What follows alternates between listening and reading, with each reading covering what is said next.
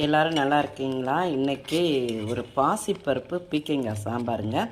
பாசிப்பருப்பு குக்கரில் வேக வைக்கலாம். நான் எப்போயுமே சட்டியில் போட்டு வேக வைக்கிறது தான். வேக வச்சாச்சு. பாசிப்பருப்பில் மஞ்சத்தூள் போட்டு வேக வச்சிட்டேன். இந்த அளவுக்கு வெந்துருச்சு பார்த்துக்கோங்க. இதில் நம்ம பீக்கங்காவை போட்டுடலாம். அதுக்கு நான் பீக்கங்காய் ஒரு சின்ன பீக்கங்காய் தாங்க, ஒரு 110 கிராம் தான் இருந்தது. ஒரு பெரிய தக்காளி, ஒரு 10 சின்ன வெங்காயம் எவ்வளோ நாளும் நான் போடுவேன் சமையலுக்குன்னா. சின்ன வெங்காயம் ஒரு 10க்கு மேலே 2 கட் பண்ணி வச்சுருக்கேன். பச்சை மிளகாய் 2 கட் பண்ணியிருக்கேன். அதுக்கு ஒரு டீஸ்பூன் ஜீரகம், ஒரு டீஸ்பூன் மிளகாய் பொடி. சிம்பிளாக டக்குன்னு பண்ணக்கூடிய பாசிப்பருப்பு பீக்கங்காய் சாம்பார் பார்த்துக்கோங்க. இப்போ பருப்பு வெந்துருச்சு. இது எல்லாத்தையும் ஒன்றா போட்டு வேக வைக்க வேண்டியதான். எண்ணெயில் வதக்கணும்னு அவசியம் இல்லை. எல்லாத்தையும் போட்டு அப்படி பச்சையாகவே போட்டு வேக வச்சிட வேண்டியதான். எல்லாத்தையும் ஒன்றா வேக போட்டாச்சு.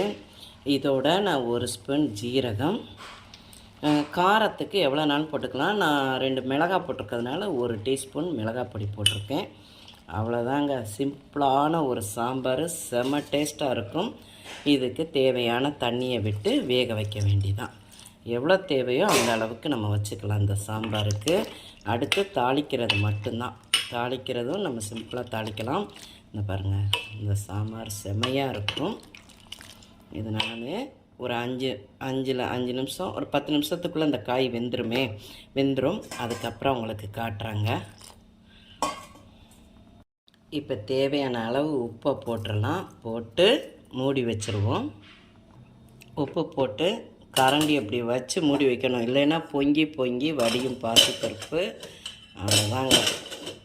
கரண்டி வைக்காமே மூடலாம். லேசாக திறந்துருக்க மாதிரி மூடி வச்சிட்டோன்னா பொங்கி வடியாது. சிம்மில் வச்சு ஒரு 10 நிமிஷத்தில் நல்லாவே வெந்துருச்சு பீக்கங்காய் எல்லாமே. இது குக்கரில் வச்சோன்னா ரொம்ப ஒரு மாதிரி குழன்னு ஆகும். அதுக்கு தான் இப்படி தனித்தனியாகவே பருப்பை வேக வச்சுட்டு இந்த காயெல்லாம் போட்டு தனியாக வேக வைக்கிறேன். அது ஒரு டேஸ்ட்டாக இருக்கும் பார்த்துக்கோங்க. அடுத்து இதை தாளிச்சிட வேண்டிதான். இப்போ குழம்ப தாளித்து கொட்டிடலாம். கடுகு, வெந்தயம், ஜீரகம், மிளகாய் வத்தல், கருவேப்பிலை போட்டு இதை தாளிச்சிருக்கேங்க.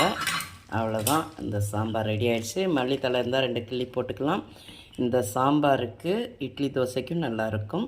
சாதத்துக்கு நம்ம சீனியார வத்தல், அப்பளம், வடகம் வச்சு அது மட்டும் இருந்தாலே போதும், செமையாக இருக்கும்.